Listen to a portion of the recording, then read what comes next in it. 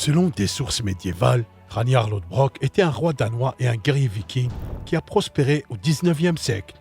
Il y a beaucoup d'ambiguïté dans ce que l'on pense savoir de lui, et cela a ses racines dans la littérature européenne créée après sa mort. Toutefois, si vous avez vu la série Viking et que vous pensiez tout savoir sur ce guerrier viking, détrompez-vous, car la véritable histoire de Ragnar Lodbrok est parfois à la frontière entre la réalité et la légende.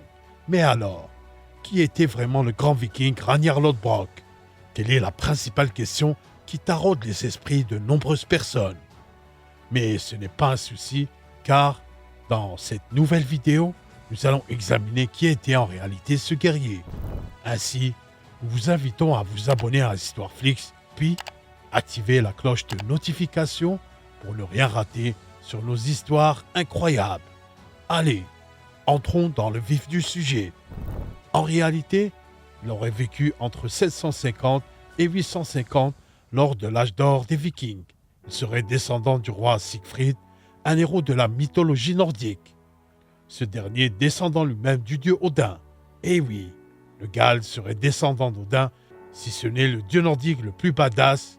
Ça vous pose un peu de personnage? Et oui, Ragnar, l'autre Brok, exactement comme dans la série, est un guerrier redoutable et surtout ambitieux, avec une soif de découvrir le monde qui l'entoure. Ses prouesses au combat lui vaudront le titre de Jarl du Danemark. Ses faits d'armes les plus marquants sont sans doute ses expéditions en Northumbrie, un royaume situé à cheval entre l'actuel nord de l'Angleterre et le sud de l'Écosse. Des expéditions qui lui vaudront une très mauvaise réputation dans le monde chrétien, alors en pleine expansion en Europe. En effet, il a l'habitude de piller des villages le dimanche. Pourquoi le dimanche? Parce que tout le monde est à la messe.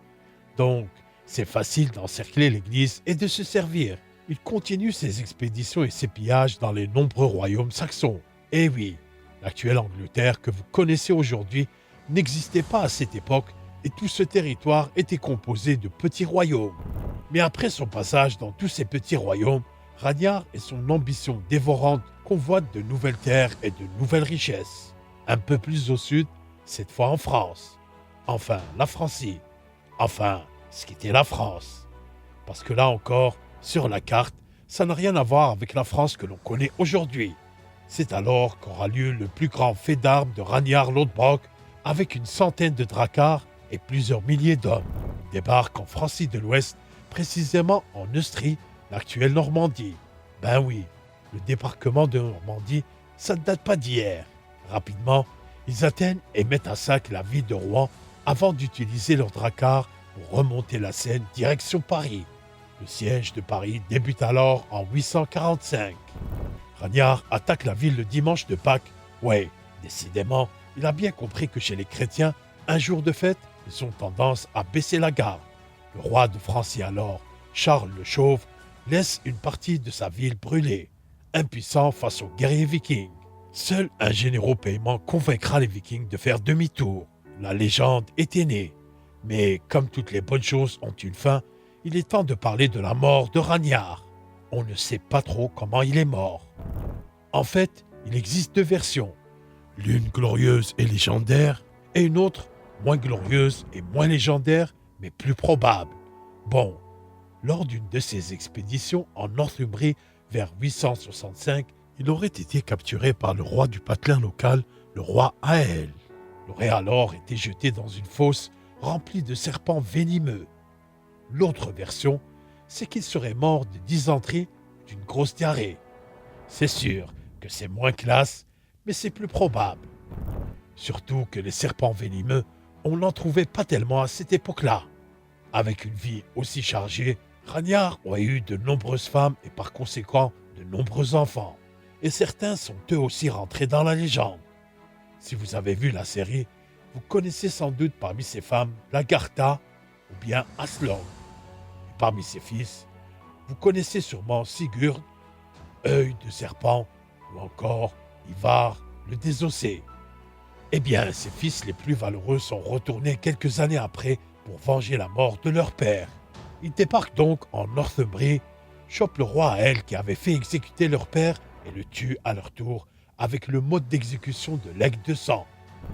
Et ceux qui ont vu la série, vous voyez de quoi nous parlons. En gros, ça consiste à inciser le dos du supplicié avant de lui écarter ses côtes afin de déployer une sorte d'aile d'aigle. Oui, c'est chiant à dire.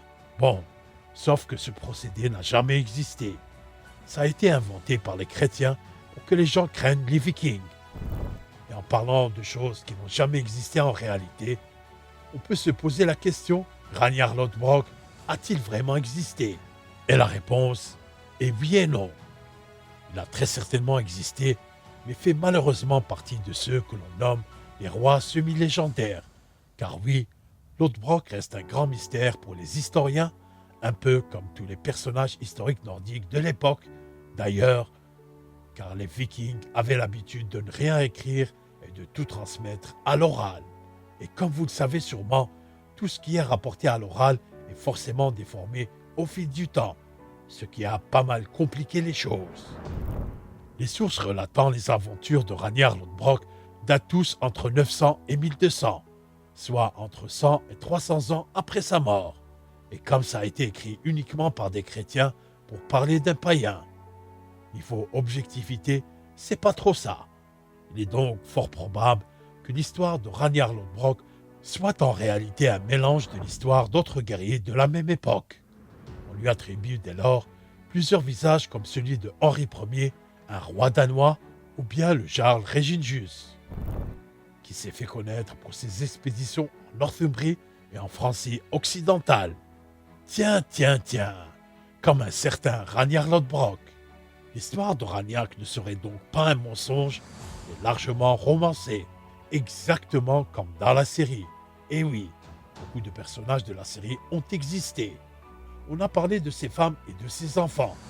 Il y a aussi son frère Rollo, qui lui aussi est un personnage semi-légendaire, qui n'était en réalité pas du tout son frère et qui a très certainement vécu environ un siècle après la mort de Ragnar. Mais dans la réalité, et ce qui se rapproche de la série, Rollo va conquérir la Normandie et va devenir duc de Normandie en faisant allégeance au roi d'alors, Charles le Simple, en devenant Robert Ier de Normandie. Et oui, les Normands, vous avez un côté viking.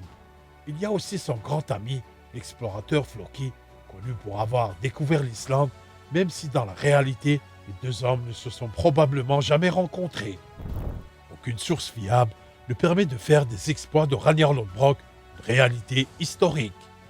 Ce n'est qu'un amalgame de légendes nordiques et d'exploits accomplis, parfois par d'autres personnes qui ont fondé la légende de Ragnar Lodbrok. Dès lors, nous arrivons ainsi à la fin de notre vidéo.